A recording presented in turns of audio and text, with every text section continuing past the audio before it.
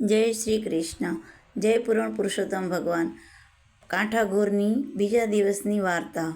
પુરુષોત્તમ પ્રભુ પધાર્યા. પવિત્ર પુરુષોત્તમ મહિનો બેઠો છે. ગામમાં ભક્તિભાવ ઉભરાયો છે. લોકો નદીએ નાહવા જાય છે, કથા વાર્તા સાંભળે છે, દાન દક્ષિણા આપીને ઘેર પાછા ફરે છે. ગામમાં એક ભોળી ભરવાણ રહે છે. તે પણ દેખાદેખી નદીએ નાહવા જાય અને એકટાણું કરી ઘરકામમાં લાગી જાય છે. ભરવાણે શ્રદ્ધાપૂર્વક પુરુષોત્તમ માસ પૂરો કર્યો, વ્રત પૂરું કર્યું. હવે વ્રતનું ઉજવણું કરવું જોઈએ ને. તેણે ગામમાં તપાસ કરી તો ભાવિકો બ્રાહ્મણોને જમાડતા હતા, વસ્ત્રના દાન કરતા હતા, સોના રૂપાના દાન કરતા હતા, પણ પોતે ગરીબ હતી એટલે મૂંઝાવા લાગી. આખરે એક બ્રાહ્મણને જમાડવાનો સંકલ્પ કરી તે એક બ્રાહ્મણના ઘેર ગઈ અને હાથ જોડીને કહેવા લાગી, મહારાજ, મારે આજે વ્રતનું ઉજવણું છે તો મારે ઘેર જમવા પધારો. બ્રાહ્મણે કહ્યું, ચકાચક લાડવા જમવા મળતા હોય તો હું આવવા તૈયાર છું. ભરવાણ બોલી, મહારાજ, લાડુ બનાવવાનું તો મારું ગજું નથી. મારે ત્યાં તો ઘેસ અને છાશનું સાદું ભોજન છે. બ્રાહ્મણે ના પાડી.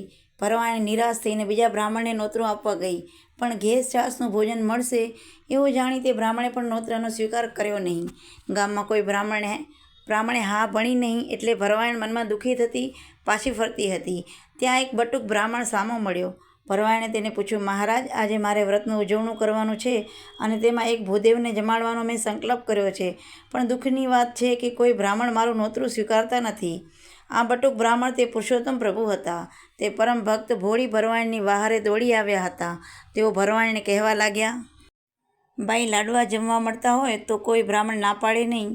ભરવાડ કહે, વાત ખરી છે, મારે ત્યાં ઘેસ અને છાશનું ભોજન છે એટલે બધા જમવા આવવાની ના પાડે છે. આપ જો જમવા પધારો તો મોટી કૃપા કરી કહેવાશે. બટુક બ્રાહ્મણે ઘેસ અને છાશનું ભોજન લેવાનો સ્વીકાર કર્યો અને તે ભરવાડ સાથે તેના ઘેર ગયો. ભરવાડે રાંધવાની તૈયારી કરવા માંડી એટલે બટુક બ્રાહ્મણે કહ્યું, બાઈ, અમો બ્રહ્મચારી બીજાના હાથની રસોઈ જમીએ નહીં, માટે મને સીધું આપો, હું જાતે રાંધીને જમી લઈશ.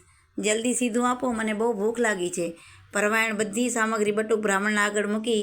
આ તો પુરુષોત્તમ ભગવાન હતા. તેમણે ઝટપટ રાંધીને ઘેસનું અને છાશનું ભોજન કરી લીધું અને થોડી પ્રસાદી ભરવાડને આરોગવા આપી. થોડી વારે બટુક બ્રાહ્મણ જવા માટે ઉઠ્યા અને ભરવાડ કહેવા લાગ્યા, બાઈ, તમે થોડી સુધી મને મૂકવા આવો. ભરવાડ તેમની સાથે ચાલવા લાગી. તેઓ થોડુંક ચાલ્યા હશે ત્યાં રસ્તામાં એક ઝાડ આવ્યું. આ આમળાનું ઝાડ હતું.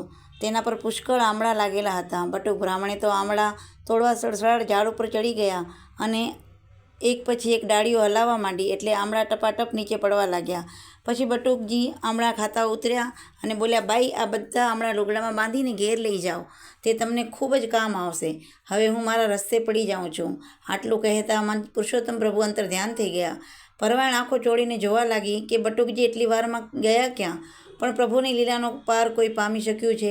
એ તો આમળાની ગાંસડી માથે ચડાવીને ઘેર ગઈ અને જમવા માટે ઘેસ અને છાશ ખાવા જાય છે તો ઢાંકેલા વાસણમાં વિવિધ જાતના પકવાન પડેલા હતા. એવામાં તો એની નજર આમળાની ગાંસડી પર પડી. તેમાં ઝગમગાટ થતો હતો એટલે તેણે જઈને ગાંસડી ખોલી તો એમાં આમળા નહીં પણ હીરા મોતી હતા. આ બધો ચમત્કાર જોઈ ભરવાડ સમજી ગઈ કે મુજ રાંકને ઘેર પુરુષોત્તમ પધાર્યા, પણ હું ભોળી તેમને ઓળખી શકી નહીં. તે પછતાવો કરવા લાગી કે આ તો મેં પ્રભુ દર્શનનો લાહવો ગુમાવ્યો. હવે પ્રભુ ક્યારે પધારે ને હું તેમના દર્શન કરી મનખા દેહ પાવન કરું. ભરવાડ તો અન્ન જળનો ત્યાગ કર્યો અને પુરુષોત્તમ પ્રભુને યાદ કરીને આંસુડા સારવા લાગી. એની ભાવપૂર્વકની ભક્તિ ફળી. પ્રભુએ પ્રાર્થના સાંભળી અને તેઓ વળી બટુક સ્વરૂપે ભરવાડના દર્શન આપી અંતર ધ્યાન થઈ ગયા. ભગવાન ભૂખ્યા ભાવના, ના માંગે મિષ્ટાન પકવાન, શ્રદ્ધાથી જે કોઈ ભજે તેને દર્શન દે ભગવાન. આમ શ્રદ્ધાપૂર્વકના વ્રતથી ભોળી ભરવાડના મનોકામના પૂરી થઈ. તેને ઘેર પુરુષોત્તમ પ્રભુ પધારીને દર્શન દીધા.